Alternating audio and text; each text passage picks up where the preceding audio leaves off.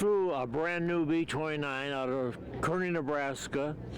From Kearney, Nebraska, we flew to California, then to Hawaii, then we stopped at Kwajalein, and then we landed at Tinian, and the next day the Navy took us by boat around to Saipan. And I thought, that's a dumb arrangement. Why didn't they just have us fly the plane to Saipan?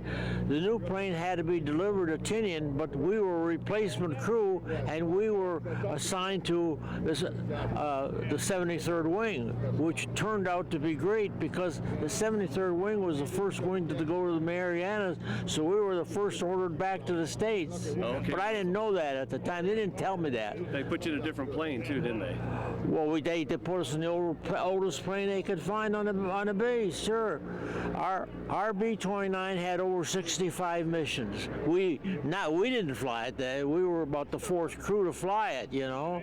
And then the pilot was offered a little newer plane later on, but he said, "No, this one has served us so far, and I'll keep flying this one." And we flew that old one back to the States.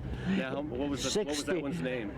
We called it Black Magic, and one day we got to fly down to Guam to have lunch. That was after the war when they had so much fuel, they didn't know what to do with all this fuel, and they said, "Well, you got to maintain proficiency, so you got to get up in the air, get some air time." So we flew down to Guam to have lunch. Now tell me about your first combat mission over Japan. What was that? Well, the first mission was very, very scary because when we got up over Japan, we started icing up. And the aircraft had no de-icing equipment left because they had stripped it all off. So the rule was to maintain assigned altitude, never mind the ice. So we kept using more power to maintain the altitude. So after bombs away, then we went to a higher altitude, and the ice started falling away from the airplane. But our cruise control was all shot.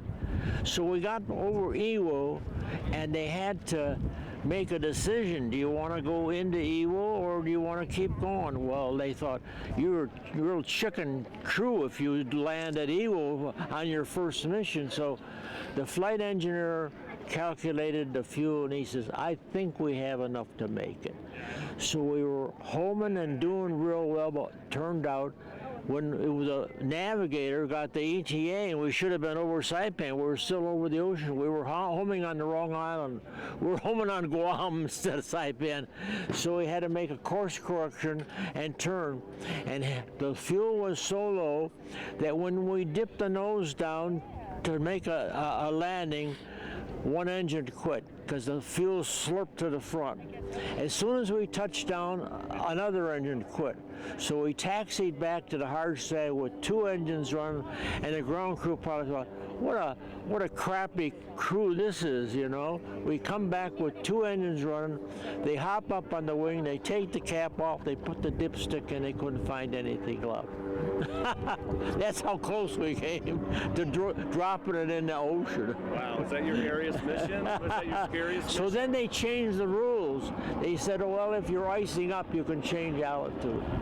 Because our pilot complained because the rule was when we were flying, maintain altitude, which we did, but at the expense of more fuel consumption.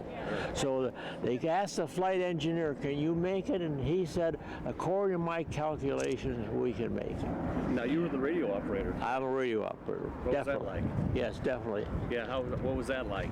Oh, the radio, it was excellent for me. I had been to the radio school and I'd been to the gunnery school. When I got to Alamogordo, they flew me around for 3 months at Alamogordo as a gunner. And then they had a crew change where they wanted to put a radar officer on, and they would take one of the gunners off. So I was represented by 4 of the officers, and I drew the short straw. So when I came back, they said, "You're not on the crew anymore." I said, "Well, what did I do wrong?" He said, "Well, you drew the short straw." So I thought, well, hell, I don't want to fly up and down the valley for 3 more months as a gunner. I said, I want to go back as a radio man. So I talked to the communications officer right there on Saipan. He said, matter of fact, we're short radio men. This is at Alamogordo. And he says, we're short radio men, so we'll reassign you to a new crew as radio man. So I flew as radio man, but that was what I wanted to do in the first place. But they sent me to gunnery school, and then I volunteered. I had volunteered when I was at radio school. I volunteered to go to gunnery school so I could get back on flying status because they had my orders marked permanently grounded. Well, because I couldn't pass the 63 physical. The 61 physical, all you had to be was warm. But on 63 physical, I couldn't pass it. So they stamped my orders permanently grounded. Well, I volunteered for gunnery school, so that wiped that right out. They didn't care if you were permanently grounded as long as you volunteered for gunnery school. So after I went to gunnery school, I was assigned to the crew as a gunner. But after 3 months at Alamogordo as a gunner, I said, hell, I don't want to fly up and down this valley for another 3 months. So I asked the communications officer, could you reassign me as a radio man? Which he did. That's great. Now, how old were you when you saw your first B-29? Well, 20 years old when I went overseas. When we were in radio school, we were flying B-24s out of Fort Myers. They didn't have any 29s to fly. The guys that were in gunnery school, we used 24s for some air-to-air. On the ground, we had a mock-up of all the gunnery equipment, so you could see it and operate it and figure out how it was supposed to work. But there was no B-29; it was just a mock-up. And what did you think when you first saw a B-29? Oh, I thought it was excellent. I thought, and the fact that it was pressurized and heated, that convinced me. I had been up in 24s and I had been up in 17s, and they were cold as a bear. And I says, this thing is heated and pressurized like a commercial. So I thought it was great. I was very glad to be volunteer for gunnery school. And then after the crew change, I said, I'm going back on as radio man. When you were in a combat mission, what was your role as a radio man? What did you do? Well, the radio man had a copy, a report from the base every hour, once an hour. And you also had to monitor 500 KCs, which was the distress frequency. In case somebody ditched, you were supposed to be able to pick up his signal on the international distress frequency. When we delivered the new plane to Tinian, the radio man had to send position reports, and then after the mission, you had to report to the communications officer and turn in your log of everything that you had done for 15 hours. I imagine in 14 missions, you probably heard a few distress calls. Oh yes, yes. What's it like coming here today to see Fifi? Oh, I'm very pleased to see it. I was on board when Fifi was up at Oakland, Pontiac, in Michigan. Yeah, I've been on board once before, and I was fascinated by the flight engineers council with all the engine instrumentation, and I knew the flight engineer had a lot of things to do. He operated the cowl flaps, and he transferred all the fuel, and the radio man was right on the opposite side as the flight engineer. The navigator was behind me, right. And my family's always been concerned because there was no window in front of me. I didn't really need a window. I was busy with the radio. We had, of course, 2 receivers, and we had that transmitter, the Collins transmitter, and it was excellent. But this aircraft has additional communications equipment that we didn't have in World War II. I saw the picture of your radio room, and I said to me, that's different than ours. We did have 2 receivers, and we had that Collins transmitter. If you had a chance, would you fly on her again? Oh, sure. Oh, sure. I've flown all over the world, one of my trips, I've been 45 years in automotive welding. One of my trips, they sent me down to Cairo, Egypt to explain to the Arabs how all this highfalutin equipment is supposed to work. And they not only want to know how it worked, they want to know how to repair it in case it didn't work. I'm a tourist so far, but I'm thinking of relocating from Michigan over to Arizona. Rough winter. Yeah, I'm in process of relocating if they don't kick me out. So what's your fondest memory of your time in a B-29? Well,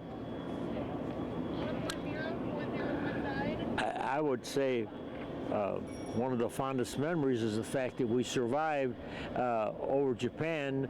There was anti-aircraft fire, and one night they picked us up in a searchlight, and all the way across the Tartar, we're right in a searchlight. And when you're in a searchlight, you could expect a direct hit, you know, but they missed us, and I thought that the mission that when we iced up was quite interesting, and also the prisoner of war missions we went on 2 prisoner of war missions. After the atomic bomb was dropped, they had these 29 sitting there, and they had so much fuel on board, and our Allied prisoners of war needed some Campbell's soup and some clothing, so they packed all this stuff up in 55-gallon drums, and they wrapped each drum with a 600-pound parachute, and they built the wooden platform, and they put the wooden platform in, and then in order to drop everything, they hit the salvo, and when they hit the salvo, everything dropped out, and then it smashed the hell out of the doors. We had a hell of a time getting the doors closed. The damn static lines were out, and the pilot hits the switch to close the doors, and the static lines for the cargo chutes were wound up in the lead screw, so the doors wouldn't close, and we're flying down on the deck, and we're surrounded by mountains, and the pilot's yelling, "Get those doors closed, get those doors closed." So we're out there in the bomb bay with an axe, and we're chopping the static lines out of the lead screw. We had managed to get 3 doors closed out of 4, so we landed at Iwo. Our fuel consumption was a little bit high. We weren't going to stretch it out and try to fly all the way back to Saipan with 1 door open. The pilot was very unhappy that we didn't get the last door closed.